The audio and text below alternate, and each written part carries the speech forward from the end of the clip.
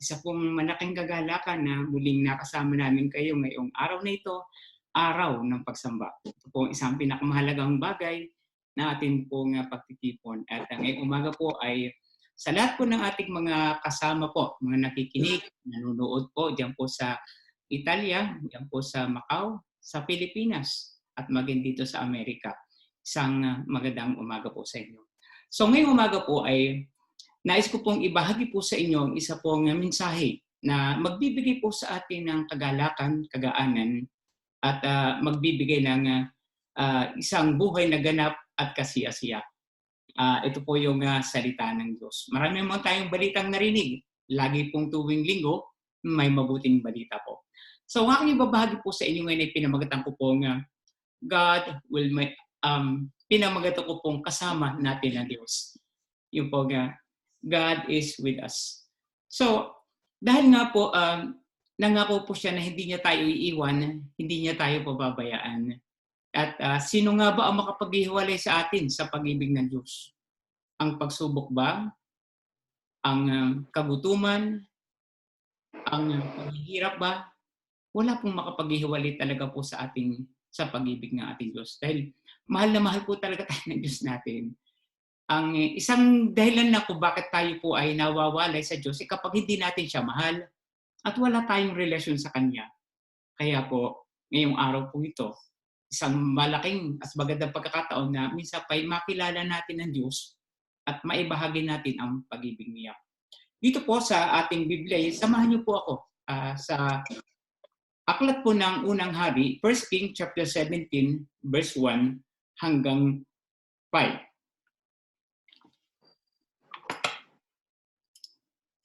Sabi po dito, nagsalita si Ahab. Nagsalita kay Ahab si Elias na taga Tesbe, isinusumpa ko sa ngalan ni Yahweh, ang Diyos ng Israel, na pinaglilingkuran ko. Higit, hindi uulan, hindi man lamang magkakahamog sa mga darating na taon hanggang hindi ko sinasabi. Verse 2, pagkatapos sinabi ni Yahweh kay Elias, umalis ka rito at magtungo ka sa batis ng Karit sa silangan ng Jordan. Makakainom ka ng tubig sa batis at may inutusan akong mga uwak na maghahatid sa iyo ng pagkain. Verse 5, gayon nga ang ginawa niya, lumakad siya at nanirahan sa may batis ng Karit sa silangan ng Jordan. Umaga't hapon, may mga uwak na nagdadala sa kanya ng pagkain. Sa batis naman, siya umiinom. Sama-sama po tayong manalangin. Dakina naming Ama, minsan pa, buksan o Diyos ang aming spiritual eyes na ganun makita namin ang kaniningan ng salita. Samahan mo kami o Diyos na isa tong Espiritu at bigyan mo o Diyos ng kagalakan ang bawat isa na makinig at ang nilingkod, bigyan mo po ng kapangyarihang maipahayag ng buong tapang ang iyong salita, sa gayon makilala ka nila at matututuhang mahalin. Kaya Amang Banal, sa oras na ito, sa iyo namin pinagtatagubilin ang gawain ito, maging kagalakan ng bawat isa at maging kalakasan ang mensaheng ito. Sa pangalan ni Kristo Jesus. Amen. So po, isa pong muli masaya kami sapagkat sa ating pong mga ating pong mga sanktuaryo, sa ating mga tahanan na pinakamasayang lugar na ating pinupuntahan ay tayo nagkakatipon kasama ng ating pamilya. At ngayon po ay nais kong ibahagi po ang mensahe po na pinamagatan ko pong kasama natin ang Diyos. Ang daigdig pong ito po ay walang bagot-bago sa daigdig. Ang nangyari ngayon ay nangyari na noon. At paulit-ulit lamang, ito po ang sinabi po na aklat po ng mga ngaral. At bakit niya ito sinulat? Sapagkat ang pangyayari ngayon na dinaranas ng buong mundo, yung ating henerasyon ay hindi pa natin naranasan. Kaya po, isinulat ang Biblia upang ikwento sa atin yung mga bagay na naranasan nila at sabihin din kung ano ang ating gagawin. So isa pong napakalaking pagkakataon natin na makita po ito pong balitang ito. Sa buhay po ni Elias, si Elias po ay kagaya din po natin. Regular na tao, nasa katawang lupa na may hangganan, ang buhay niya may hangganan, ang katilinuhan niya may hangganan din. At namumuhay po siya sa kapanahonan na yon sa isang paghahari ng hindi mabuting hari. Kaya po, mula sa kanyang labi ay sinabi po niya ang isang prophecy na sabi niya, isinusumpa ko sa ngalan ni Yahweh na Diyos ng Israel na pinaglilingkuran ko. Hindi uulan, hindi man lamang magkakahamog sa darating na taong hanggang hindi ko sinasabi. So ito po yung salita ng Diyos. So ang unang bagay po na matutuhan po natin sa kwentong ito ay pinapaabot ng Diyos na sa ganitong sitwasyon, huwag po tayong matatakot. Fear not. Yun po yung pinapaabot niya. Fear not. So, bakit niya sinabi huwag tayo? Dahil binigyan na tayo po ng kapangyarihan ng Diyos. God has given us power. So, maaari sabihin po natin na panahon naman ito ni Elias. Itong panahon ba natin meron pa rin kapangyarihan tayo? Yes. Sabi ng Diyos, hindi ako nagbabago noon, ngayon at magpakailanman. I am the Lord your God. I change not. Jesus is the same yesterday, today, and forever. At ang kapangyarihan po na ibinuhos ng Diyos noong panahon na yun ay kapatak lamang. Pero ngayon kapanahonan po natin, na ulan po at mag-swimming ka pa. Saan po natin makikita sa New Testament? Sa Book of Acts po, chapter 2, verse 17, sabi po, ito po'y prophecy po sa panahon ni Propeta Joel, na si Propeta Joel po, si Propeta Joel po nung panahon pong yun ay napagod at nainip po siya at naghanap po siya ng pagkalinga ng Diyos. Sa panahon na yun, inaasam-asam po nila na magkaroon po ng katugunan ng kanilang panalangin. Kaya sa pamagitan po ni Propeta Joel at inulit po sa aklat po ng gawa, in the last days, I will pour out my spirit in all the flesh. So God is no respecter of a person. Hindi po, wala siyang pipiliin. Yung pong pagkakataon para sa ating lahat. Kaya sabi po niya, fear not. God has binigyan na po tayo ng Diyos na kapangyarihan. So ganyan po binigyan ng kapangyarihan si Elijah at may kapangyarihan po siya na magsara at magbukas. So mapapansin po natin sa aklat po ng Matthew chapter 18 verse 18, ito po yun. Okay? Whatsoever we bind on earth shall be bound in heaven. Wow! Meron tayong kapangyarihan. Pareho na tayo ni Elias. Ano?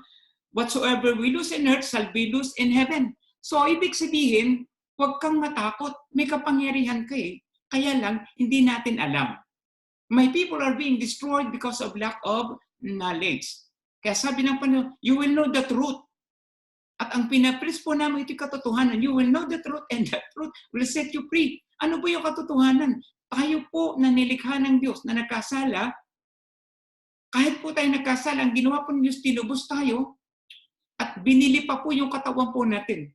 Mapapansin po natin, pag pinag-aralan po natin sa ang Biblia, binili po ng ating Panginoon Kristo ang ating katawan natin. Bakit niya binili? Upang maging tahanan na kanyang banal na Espiritu Santo. To be the temple of the Holy Spirit. So napaka-bless po natin. Nabili na po yung katawan nating marumi, nilinis po niya upang paglagyan ng kapangyarihan ng Diyos. Now, follow up pa po natin. Sabi po ng Book of Acts chapter 1 verse 8, you will receive power. Yes. Tatanggap ka ng kapangyarihan kapag pagbaba ng Santong Espiritu. So yun po yung pinapangako ng Diyos sa atin. Kaya po, sa ganitong panahon, wala tayong ikatatakot kung alam mo lamang kung sino ka. Kung alam mo lamang ang kapangyarihan meron tayo. Sabi po dun, in Acts chapter 1 verse 8, you will receive power when the Holy Spirit comes and you will be my witness from Samaria, Jerusalem, Samaria, Judea, and the outermost part of the world. So, ibig sabihin po, sa ganitong panahon, dahil may kapangyarihan po tayo, magagamit po natin ito ngayon. Ang ating Panginoon Kristo, nasa katawan lupa din po siya, pero naituro po natin kung paano na sumakanya ang banal na Espiritu Santo. Na-quarantine siya ng 40 days. At pagkatapos na quarantine, siya po ay in-equip ng Lord, ng Word of God, guided by the Holy Spirit, yung tatlong kaaway ng tao na pagtagumpayan niya at mapapagtagumpayan din po natin. Ano po? So, ang ating Panginoon Kristo na narito sa lupa, ano po ang ginawa niya? Ipinakita po niya yung kung paano po nagawa po ni Elijah at ni Elisha ang mga himala, pating ang patay, muling nabuhay. Sa ginawa rin po ng ating Panginoon Kristo po yun, at ang kapangyarihan po yun, ay ini-anoint sa kanya sa pamamagitan po ng pagsabit na kanyang sarili kay John na nire-represent po niya si Elijah during that time, at ang kapangyarihan pong yun, ito po yun. Ang ating Panginoon Kristo po, may kapangyarihan po siya na magsabi po sa hangin, tumigil, titigil siya. Sinabi niya tumigil ang alon, titigil siya. So the same power, meron po tayo nun. Kaya fear not. God has given us power. Ang kapangyarihan po ito ay available sa bawat sa atin.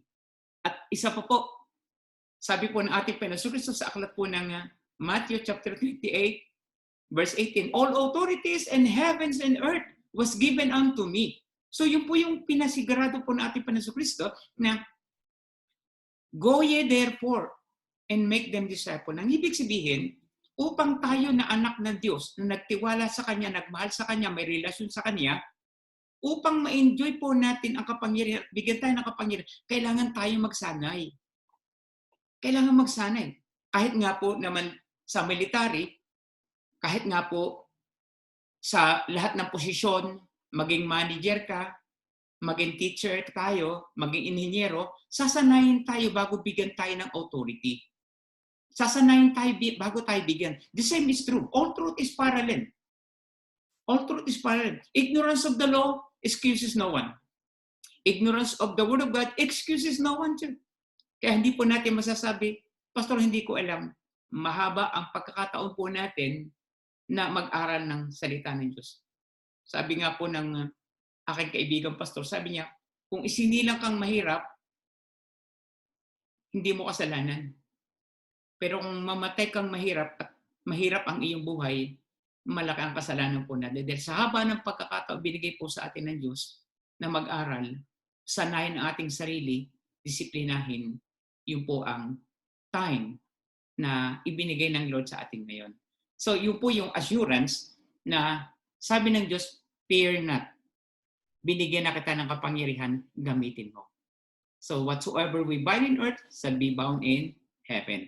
Kaya nating utusan, maging ang lahat ng gawa ng kaaway, mga espiritu, every knee shall bow, every tongue confess that Jesus is Lord. So yun po yung unang mensahe po sa atin, dito po sa kasama natin ang Diyos.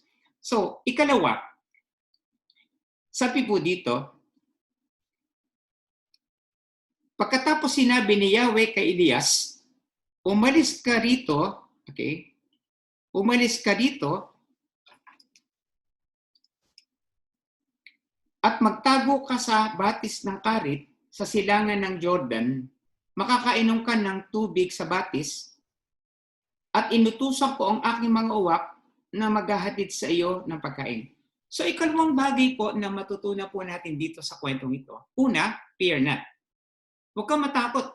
May kapangyarihan ka. Kailangan lang magsanay ka bago ka ma-exercise. Ikalawa, don't worry. Don't worry. Sabi na, huwag kang mag-alala. Hear and obey. Huwag kayong mag-alala, makinig ka at sumunod sa Diyos. So anong sabi po dito? Anong nangyari po kay Elijah, no? So dahil nga po siya ay nagsalita, narinig ng Diyos ang kanyang dalangin. Inonor ng Diyos ang dalangin niya. Kaya kung yung makikita, Pagkatapos sinabi ni Yahweh, sumagot naman ang Diyos. So, nakita niyo po, don't worry, hear and obey. So, yun po yung pinaaabot ng Lord sa atin. Ikalawang mensahe po sa atin. Hear and obey.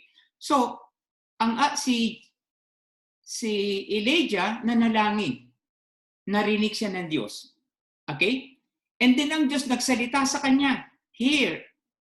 Pagkatapos magsalita narinig ni Elijah, nag-obey siya. So, tingnan po natin ang nangyari. Sabi dito, pagkatapos sinabi ni Yahweh kay Elias, umalis ka rito at magtago ka sa batis ng Karit sa silangan ng Jordan, makakainom ka ng tubig sa batis na may inutusan akong mga uwak na makagahatid sa iyo ng pagkain. So malinaw po, hearing, mean to say, go to your room, pray, and hear. Hindi lang po tayo magsasalita, kundi magbibigay tayo ng panahon para marinig. Si Elias po nagsalita, narinig ng Diyos. Ang Diyos nagsalita, nakinig si Elias. Pagkatapos makinig ni Elias, carefully obey. So nakita niyo po yung instruction. Ang instruction po sa kanya, quarantine. Okay, yun po nasa quarantine na naman po tayo, no? Sabi, umalis ka rito, magtago ka sa batis ng Karit sa silangan ng Jordan. May specific place na pinapupuntahan ng Diyos kay Elijah. So the same is true sa ating kapanahunan. May specific place na pinapupuntahan ng Diyos sa atin at doon po tayo mananalangin at makikinig and carefully obey.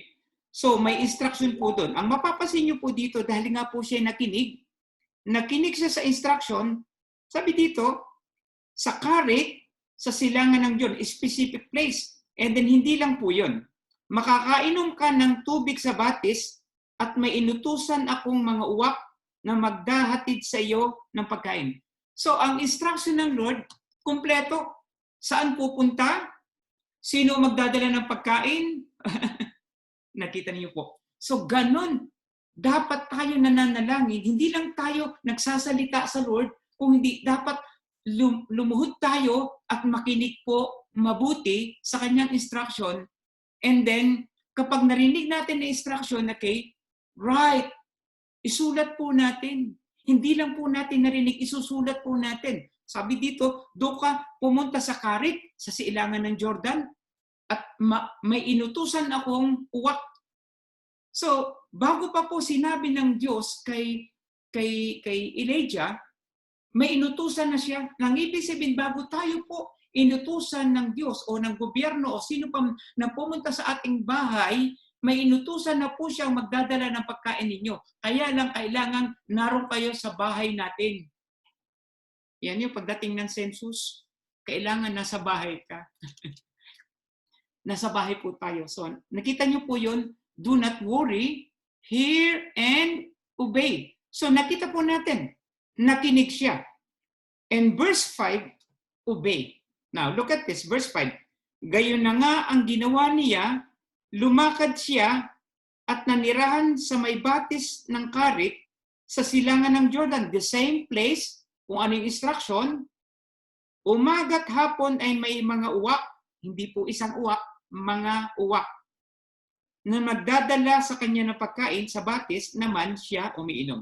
So, malinaw po ang dalangin, may linaw ang instruction, at carefully obey. Kaya po, dalawa na po ang bagay na tinuturo ng Diyos sa atin. Sa ganitong panahon, do not be afraid. God has given us power. Enjoyin na po natin yun. Ikalawang bagay po sa kwentong ito, do not worry. Hear and obey. Ito yung ikatlo. Paano, Pastor Mark? When the food runs out and the brook dries up. Paano, Pastor, pag naubusan na po ng pagkain at naubusan na rin po ng tubig? Sa panahon po ni Elijah, Dahil alam po niya, meron pong drought na mangyayari. Alam po niya kung hanggang kailan. Alam niyo po ba, alam ito ng Diyos kung kailan matatapos. At alam din po ng kanyang mga lingkod hanggang kailan ito matatapos kung siya'y mananalangin. Ang alam ko po, matatapos ito kapag tayo po lahat ay natuto ng sumunod. Yung po lang po inihintay. Mabilis po kasing natapos ito dahil ang inutusan niya sumunod. Instruction, carefully obey. Ngayon, kung aking titingnan po, ang tinutukoy po dito, yung pong provision po ng government, yung provision po ng mga dumadating po sa atin, may hangganan yan. Maaring yan po'y galing sa mga tao po na mga nag-donate, pera ng gobyerno, pero alam niyo po ba, na kapag kaya ng inasahan po natin, may katapusan. Pero sa sunod na kwento po, makikita po natin ang kakaibahan ng taong umaasa doon sa kakayanan ng tao at sa taong umasa sa taong nagmahal sa Diyos, sumunod sa Diyos, at tingnan po natin ang kakaibahan ng dalawang ito. Kung dumating ang time na wala na pong maipadala si Mayor, okay? Kung dumating ang time na wala na pong mga doctors at wala na pong wala nang gamit, hindi ibig sabihin walang doktor, wala na pong mga maisuot po na mga safety safety precaution na kailangan nila, anong ating gagawin? So dito tunghayan po natin ang ikatlong mensahe.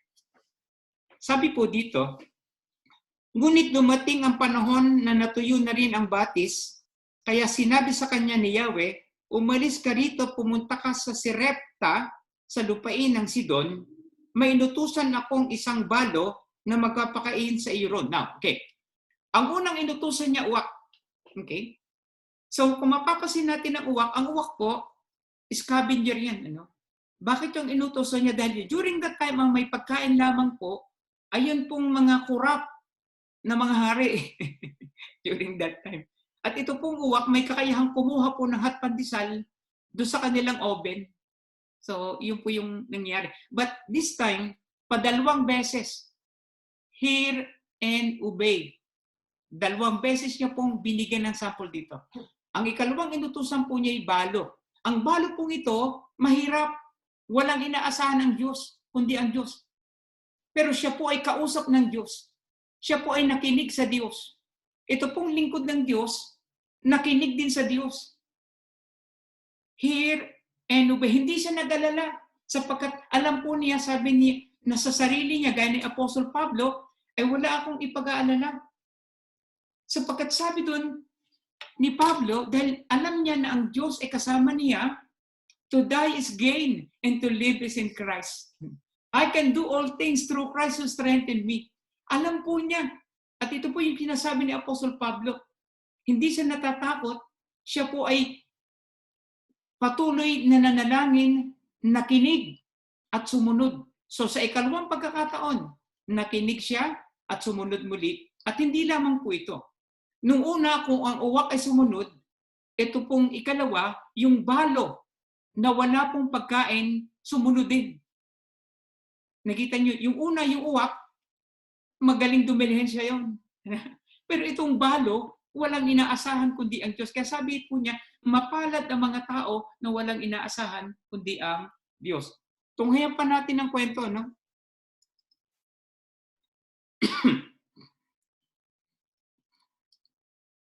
Verse 10, pumunta ka nga siya roon at nang papasok na siya sa pintuan ng lungsod, nakita niya ang balo na namumulot ng panggatong. Sinabi niya sa babae, maari po bang makainom? Aalis na ang babae upang ikuha siya ng tubig. Nang pahabol niyang sabihin, kung maaari bigyan mo ako ng kaunting pagkain. So nakita ninyo po ang instruction, carefully obey.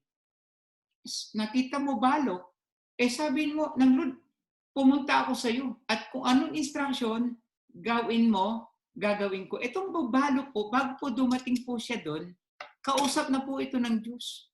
At nag-agree na siya. may darating diyang lingkod ko, pakainin mo. Yes. At mapapansin po natin, nakinig po silang dalawa. Dalawa po. Si Elijah nakinig, yung balo nakinig. At ito ang nangyari. Verse 12. Sumagot ang babae, alam po ni Yahweh, dahil magkausap sila, na iyong Diyos na wala kaming tinapay. Meron pa kaming kaunting harina at kapatak na langis. Namumulot nga ako ng maiigatong upang lutuin iyon at makakain man lang kami ng anak ko bago kami mamatay. So nakita po natin, wala na. Anong mensahe po ng Diyos sa atin? Kahit po tayo ay kukunti na, halos kapatak na, last na, huwag po tayong manghinawa na magbigay. Sapagkat sa panahon na yon, 100% ang maibibigay po natin sa Diyos. So ano po ang patotoo ng babaeng ito? Napakabait po ng babaeng itong balo na nung siya po'y umasa doon sa isang tao na lingkod niya na nakinig sa kanya bagaman wala siya, ito po ang nangyari. Verse 17, verse 13. Kaya sabi po dito, sinabi sa kanya ni Elias, huwag kang mag-alala. Don't worry. Hear and obey. Yeah. Kaya po sa ating mga katabi, sabihin niyo po, don't worry. Hear and obey. Yan. So yun po yung napakagandang balita po dito. 2 beses po yan, no? And then, huwag kang mag-alala. Kumayo ka at gawin mo ang iyong sinabi. There's a power in our tongue. Tandaan niyo po, Mate, the power of life and death is in our tongue. Proverbs chapter 18 verse 21. Sabi po dito, ngunit ipagluto mo muna ako ng isang munting tinapay at pagkatapos magluto ka ng para sa inyo, sapagkat ganito ang sabi ni Yahweh. Ito po yun naman yung word na galing kay Lord na pinasasabi kay Elijah at pinasasabi po sa ating lahat. Ito po ang mabuting balita. Hindi ninyo mauubos ang harina sa lalagyan at hindi na rin matutuyo yung langis ng tapayan. Hanggang hindi sumapit ang talagang takdang araw na ang ulay maparating papatakin na may kapal. Kung sa ating kapanahonan, hanggang sa dumating ang takdang araw na ang COVID virus ay alisin ng Diyos sa sanlibutan. So, verse 15, padalawang beses, hear and obey. Verse 15, sumunod na naman sila. Ginawa nga ng babae ang utos ni Elias at sila'y kumain. Si Elias at silang mag-ina at hindi nga naubos ang harina sa lalagyan at hindi na natuyo ang langis sa sisidlan tulad ng pangako ni Yahweh sa pamagitan ni Elijah. Ang Diyos po'y nangangako sa atin at may pangako po sa atin at inuulit-ulit po ito ng mga lingkod ng Diyos. Panghawakan po natin. Ulitin ko po, sa ganitong panahon, fear not, huwag po tayong matakot. Binigyan na tayo ng Diyos na kapangyarihan, gamitin po natin. Ikalawa, huwag tayong mag-alala. Hear and obey. At muli po sabi niya, hindi na mauubusan ng harina ang lalagyan at hindi rin matutuyo yung langis sa tapayan hanggang sa hindi sumasapit ang talagang takdang araw na ang ulay maparating sa papatakin na may kapal. So, nakita po natin ang resulta ng hear and obey. Now, ikatlo at panghuli pong mensahe sa inyo at sa ating lahat. Wait and pray. God will make a way. Paano, Pastor? Kung ang aking mga kasambahay ay na-infected na ng COVID virus, ano ang gagawin namin? Paano, Pastor, kung malala na ang mangyari? Ito po yung ikatlo. Wait, pray. God will make a way. So ito po yung kwento. Pagkatapos po ng maraming blessing, meron naman pagsubok.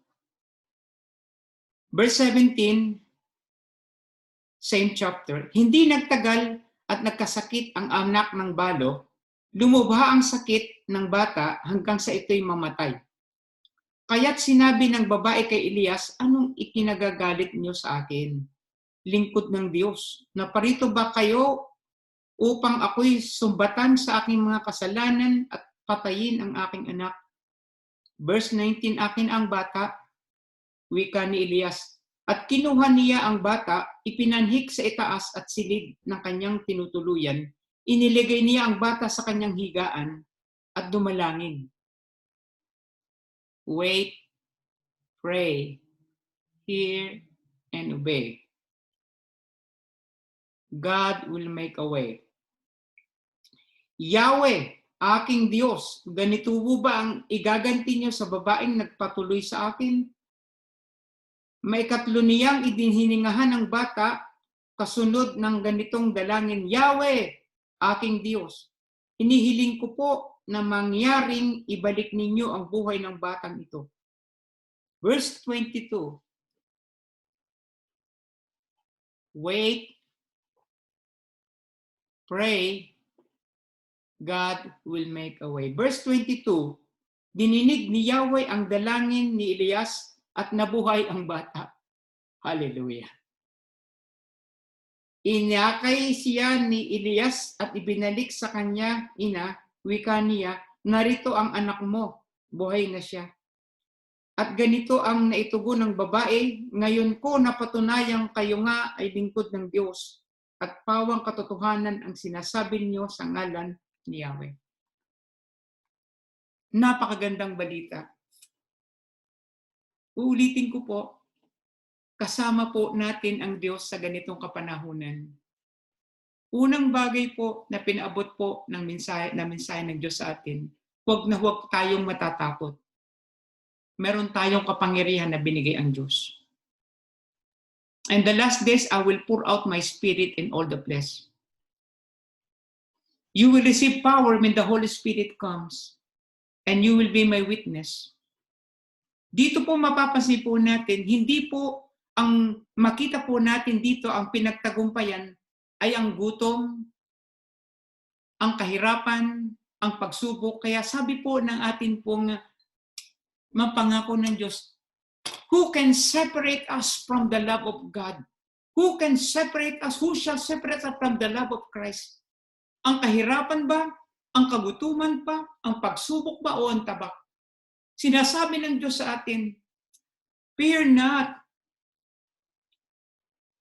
Stand still and see the salvation of the Lord. Fear not. Take heart. I have overcome the world. Ito po yung pinapaabot ng Diyos sa atin. At ang tatlong bagay pong ito ay napakahalaga na inaabot sa atin ang mensahe na huwag tayong matakot. Meron kang kapangyarihan, gamitin po natin. Ikalawa po, don't worry. Kung walang pagkain, don't worry. Hear and obey. Nasa mga tahanan po tayo, nasa pinakamasayang sanctuary po tayo ng ating buhay, ang ating tahanan, kasama ang ating pamilya. Ang ikatlong bagay po, kung maubos na ang supply at tayo po'y nakasakit, wait, pray, God will make a way. So ito po ang mensahe ng Diyos. I hope and I pray na nagbigay po ito sa atin ng kalakasan ngayong linggo. At sa buong isang linggo, mapapanghawakan po natin ang mga verse nito. Practicein po natin. Huwag kang matakot, huwag kang mag-alala.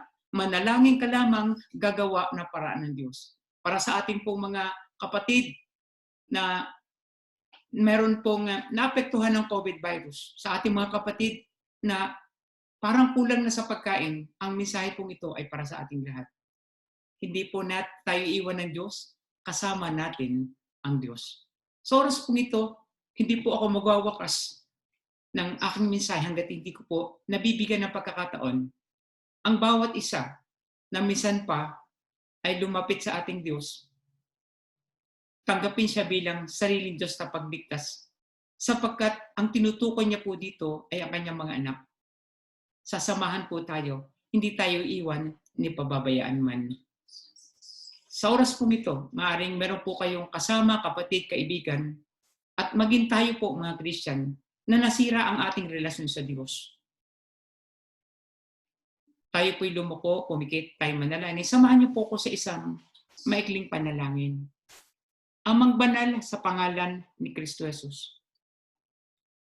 Inaamin ko na ako ay nagkasala. Kailangan ko ng tulong. Marami akong pagkakamali na nagawa, naisip, nasalita at nagawa. Patawarin mo po ako sa lahat na gawa kong kasalanan, simula sa aking pagkabata hanggang sa oras na ito. Pinatatawad ko din ang lahat ng taong nagkasala sa akin, gaya ng ginawa mo ngayon pagkapatawad sa akin. Tinatanggap kita bilang sariling Diyos ko at tagapagligtas. Baguhin mo po ako sa lahat ng masama kong ugali, maling kinagisnan at masasamang bisyo. Ikaw nawa ang maghari sa amin. Hayaan mo, Ama, na matutuloy ka naming mahalin gaya ng paggaman ng aming Panginoon sa amin. Ako na lang po ang mananalangin. Dakilang Ama, salamat sa pagkakataon na minsan pa'y narinig namin ang mabuting balita. Binigyan mo kami ng pagkakataon na maging tunay mong anak at makasama sa iyong kaharian. Isulat mo, Ama, ang kanilang pangalan sa aklat ng buhay. Huwag nang hayaang mapawi hanggang sa iyong muling pagbabalik. At sa ganitong panahon, huwag mo kaming iharap sa mahigpit na pagsubok. Ilayo mo kami sa masama, sapagkat sa iyo ang kaharian, ang kaluwalhatian, magpakailanman, sa pangalan ng Ama, ng Anak, at ng Espiritu Santo, ang lahat ay magsabi ng amen. More blessing at enjoy po kayo sa inyo pong mga banal na sanktuaryo sa ating mga tahanan. Huwag kayong matatakot, huwag mag-aalala, wait, God will make a way.